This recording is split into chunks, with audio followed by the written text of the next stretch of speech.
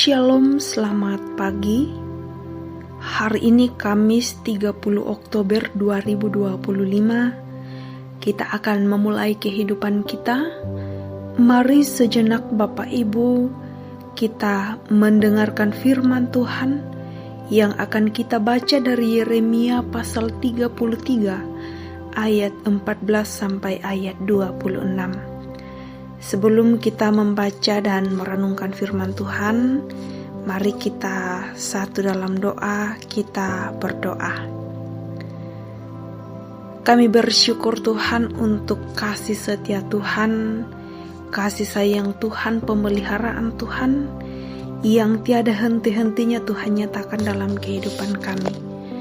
Sepanjang malam telah kami lalui dalam tidur kami, dan pada pagi hari ini Tuhan kami bersyukur bahwa Tuhan masih memungkinkan kami untuk boleh bangun dengan tubuh sehat kuat. Bahkan kami boleh menikmati hari baru sebagaimana adanya pada saat ini. Dan memulai kehidupan kami hari ini Tuhan, kami akan melandasinya dengan firman kebenaran-Mu. Berkati kami Tuhan. Berikan kami hikmat, kami benar-benar menyempatkan waktu sejenak untuk boleh mendengar dan merenungkan firman-Mu pada saat ini. Bersabdalah ya Tuhan, kami telah siap untuk mendengar. Dalam nama Tuhan Yesus Kristus kami berdoa dan mengucap syukur. Amin. Yeremia pasal 33 ayat 14 sampai ayat 26. Firman Tuhan. Perjanjian dengan keturunan Daud dan keturunan Lewi. Sesungguhnya waktunya akan datang, demikianlah firman Tuhan, bahwa aku akan menepati janji yang telah aku katakan kepada kaum Israel dan kaum Yehuda. Pada waktu itu dan pada masa itu aku akan menumbuhkan tunas keadilan bagi Daud. Ia akan melaksanakan keadilan dan kebenaran di negeri.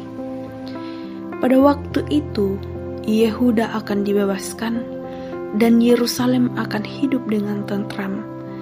Dan dengan nama inilah mereka akan dipanggil Tuhan keadilan kita.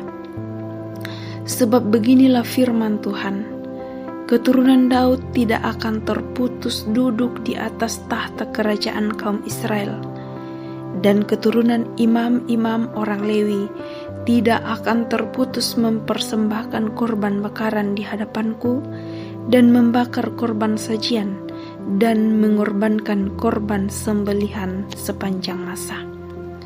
Firman Tuhan datang kepada Yeremia bunyinya, beginilah firman Tuhan, jika kamu dapat mengingkari perjanjianku dengan siang dan perjanjianku dengan malam, sehingga siang dan malam tidak datang lagi pada waktunya, maka juga perjanjianku dengan hambaku Daud dapat diingkari, sehingga ia tidak mempunyai anak lagi yang memerintah di atas tahtanya. Begitu juga perjanjianku dengan orang-orang Lewi, yakni imam-imam yang menjadi pelayanku. Seperti tentara langit tidak terbilang, dan seperti pasir laut tidak tertakar, demikianlah aku akan membuat banyak keturunan hambaku Daud dan orang-orang Lewi yang melayani aku. Firman Tuhan datang kepada Yeremia bunyinya, tidakkah kau perhatikan apa yang dikatakan orang-orang ini? Kedua kaum keluarga yang dipilih Tuhan itu telah ditolaknya. Dengan demikian, mereka menghina umatku, dianggapnya bukan suatu bangsa lagi. Beginilah firman Tuhan, jika aku tidak menetapkan perjanjianku dengan siang dan malam dan aturan langit dan bumi, maka juga aku pasti akan menolak keturunan Yakub dan hambaku Daud, sehingga berhenti mengangkat dari keturunannya orang-orang yang memerintah atas keturunan Abraham, Ishak dan Yakub. Sebab aku akan memulihkan keadaan mereka dan menyayangi mereka. Terpujilah Kristus. Amin. Pokok perenungan kita pada hari ini adalah dipulihkan untuk memulihkan. Dipulihkan untuk memulihkan.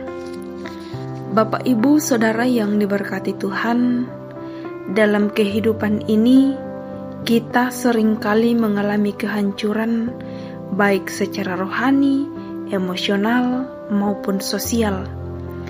Namun Allah setia dan berjanji untuk memulihkan umat-Nya, bukan hanya untuk kenyamanan, tetapi agar bisa menjadi alat pemulihan bagi dunia. Yeremia menyampaikan nubuat kepada umat Israel di masa kehancuran. Yerusalem saat itu porak-poranda akibat dosa dan penghukuman. Tetapi Tuhan berkata, sesungguhnya pada waktunya akan datang, demikianlah firman Tuhan, bahwa aku akan menepati janjiku yang baik yang telah kufirmankan.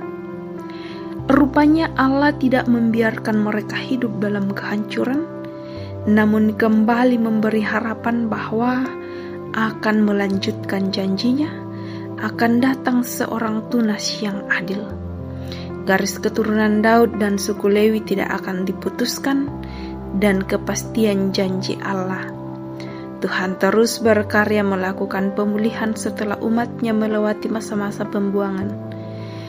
Dipulihkan berarti dikembalikan kepada keadaan semula atau diperbaiki seperti ketika umat Tuhan masih taat kepada Allah.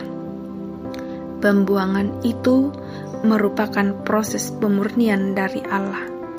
Bapak, Ibu, Allah telah memulihkan kita dalam Kristus Yesus. Bahkan dalam pemulihan itu, kita terus diberi kesempatan untuk menikmati anugerah-Nya, yakni keselamatan yang telah dinyatakannya. Sebagai bentuk respon atas anugerah keselamatan itu, kita terpanggil untuk terlibat dalam rencana pemulihan-Nya bagi dunia, untuk saling meneguhkan, menopang, memelihara, dan melindungi sebagai mandataris atau rekan sekerja Allah atau penyataan Allah di dunia. Karena itu, jadikanlah seluruh kehidupan kita menjadi berkat dan pemulihan bagi orang lain yang membutuhkan dalam kebenaran. Terpujilah Kristus. Amin. Mari kita kembali satu dalam doa, kita berdoa. Kembali kami tunduk di hadapan hadirat-Mu Tuhan. Engkau sungguh baik dan teramat baik dalam kehidupan kami. Sejenak kami telah mendengarkan firman-Mu Tuhan. Berkati kami senantiasa. Kami tidak hanya menjadi pendengar, namun kami boleh menjadi pelaku firman. Berkati kami Tuhan, biarlah firman-Mu senantiasa kami jadikan pedoman dalam menjalani kehidupan ini. Kami boleh menjadi berkat dan boleh menjadi pemulih bagi orang-orang yang ada di sekitar kami. Terpujilah nama-Mu Kristus. Pada hari ini kami akan memulai kehidupan kami dengan tugas dan tanggung jawab kami masing-masing, dengan peran hidup kami masing-masing. Diberkati kami senantiasa diberi kekuatan kesehatan yang baik. Berkati orang tua kami, ayah ibu, kakek nenek, bahkan sebagai anak-anak.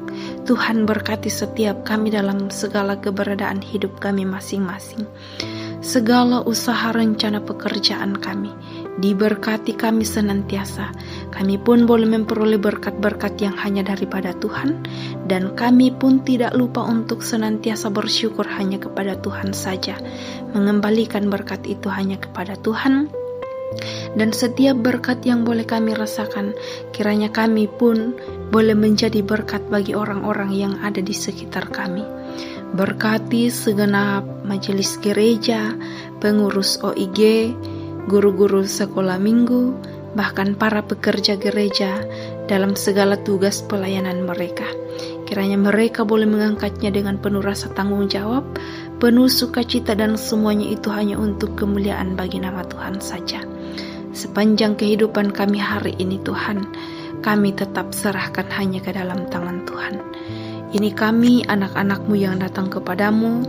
Di dalam nama Tuhan Yesus Kristus kami berdoa dan mengucap syukur. Amin. Selamat menjalani kehidupan sepanjang hari ini. Tuhan Yesus menolong dan memberkati kita semua.